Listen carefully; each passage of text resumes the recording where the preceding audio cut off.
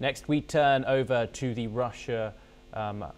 we move over to New York, and the United Nations Secretary General António Guterres has called for the United States and Russia to quickly reach a new nuclear arms control deal after the expiration of the New START treaty.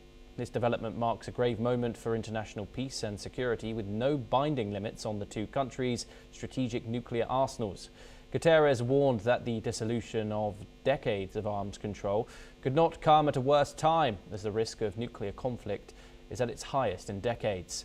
Russia and the US control over 80% of the world's nuclear weapons. The expiration could also impact the 1970 Nuclear Non-Proliferation Treaty. The US Secretary of State Marco Rubio said any new agreement should include China, as the country's nuclear arsenal is rapidly growing. Both Russia and the US have declared they're no longer bound by the treaty, raising concerns about a potential arms race. Joining us now is Shruti Dasgupta, an international affairs expert and analyst, joining us live from New Delhi. Thank you very much, Shruti, for joining us. Are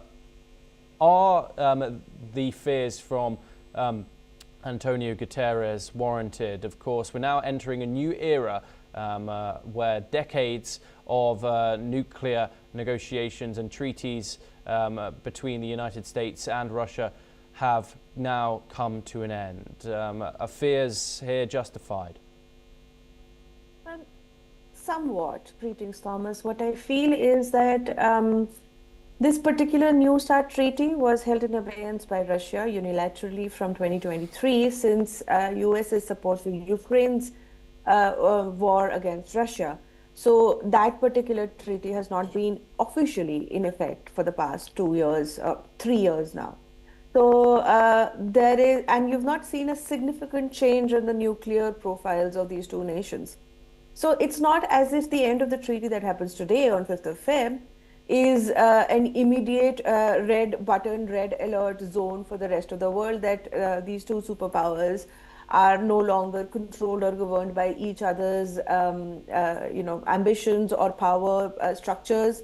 There is a disbalance and there's going to be nuclear proliferation just because this treaty has now ended as of today. So it's not that case. It is not going to be like that, because they have not been in this particular treaty or bound by it for the past 3 years. But there does need to be a non-proliferation treaty between these particular superpowers. And I, for a change, agree with USA when they say they need China into it also, because you need bigger powers that have vetoes, powers that have not just control of a large amount of nuclear arsenal, but control of large amount of economy, are bigger players in the world, to be controlled by mutually balanced treaties, where they are not allowed to progress, to compete with each other, and they're allowed to be monitored by each other.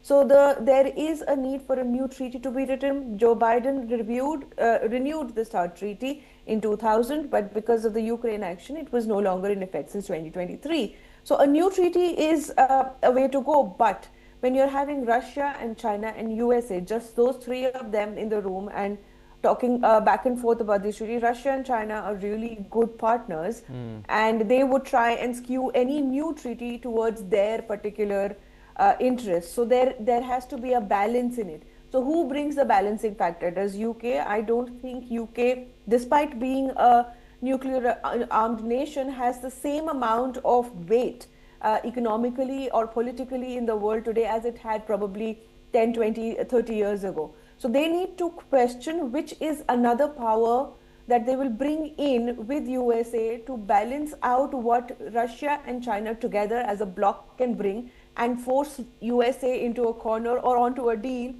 which they might not want. And then we have three nations just talking every day on the table, but never actually inking a deal that would limit and balance out these nuclear arsenal powers and their ambitions.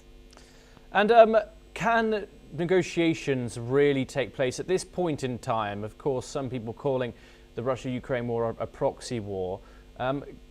Do you think we're at the right geopolitical flashpoint for those negotiations to happen, and of course bringing China in as well? So it's not untrue when they call the Russia-Ukraine war a proxy war, because that is exactly what it is. Ukraine is taking a heavy beating. It's taking a heavy loss. Its people are facing very dire circumstances only because Europe and USA, under the banner of NATO, want to compete with Russia. And they've been trying to plant missiles all over the map, trying to encircle Russia. And there have been boundaries that have been pushed despite repeated agreements with Putin. So when you push the red buttons and you poke the bear is going to growl back sometimes. And unfortunately for them, that is a Russian bear, and now Ukraine is paying a heavy price for it. Although they may not admit to it, but the amount of money flowing to it, it's been armed to its teeth and is still losing, should show the world that Russia is not that easily bullied as they would like the world to believe. So there is that dynamic, but I do believe that there is going to be peace in the year of 2026. I hope that the Russia-Ukraine war comes to an end and they find a deal which is mutually beneficial to the victors as well as the suffering nations, and they find a way to coexist. And when that does happen, then there is going to be, unfortunately for Ukraine, there's going to be some concessions it's going to have to make, whether they like it or not, because they're not actually winning the war, no matter how they project it. Beyond that, so once that particular war is put to bed, then there is going to be a bigger conversation of how Russia and USA cooperate. Putin's a smart player. He knows how to play Trump. You've seen that happen in Alaska. You've seen that happen over the past year while all the negotiations around the peace deals have been happening. So the smart player, he's there. And when you bring in China into the context, China, he's put out a tweet yesterday saying he's had a wonderful conversation with China. And he's also projected China as the #2 nation, the G2, he's called it before, Trump has called it before. So Trump holds China at a certain level, and he feels very, very safe with Russia and Putin and their ambitions or whatever their political strategies are. So I do believe he might want to actually bring this particular trifecta into action, but I do not know whether he'll be able to make it beneficial for USA in the long term. Shruti, China has a far smaller arsenal than the likes of Russia and the United States. Do you think China would agree to limits here, and what would be the incentives? That's the difference when there's an iron curtain. What is declared and what is not declared. What we know and what might be the actual ground reality is there might be differences, which is why US is already very chary. It's already saying that it has a lot of nuclear arsenal, which is completely ungoverned. So although the official figures might seem small, but even a single nuclear missile is quite deadly for all of humanity, not just the nation that is producing it or the nation that is using it. So any nation with a nuclear arsenal is potentially a threat. And if it's a larger arsenal, some of it declared, some of it not declared, is something that should cause concern. So we can't go into China and examine everything that's happening. We don't want there to be another Wuhan moment where that was a biological weapon and you might find yourself uncovering deeper nuclear secrets. So let's not dismiss China as a nuclear threat. It has expansionist plans under Xi Jinping.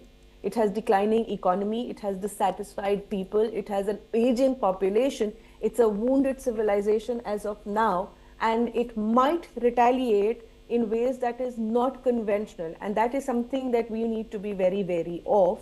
And hence the need to bring China onto the table where they're forced or they're convinced that they need to sign a deal and adhere to it both. Shruti Dasgupta, thank you so much for taking the time and joining us. It was, of course, a pleasure to talk to you as always. We now move on to our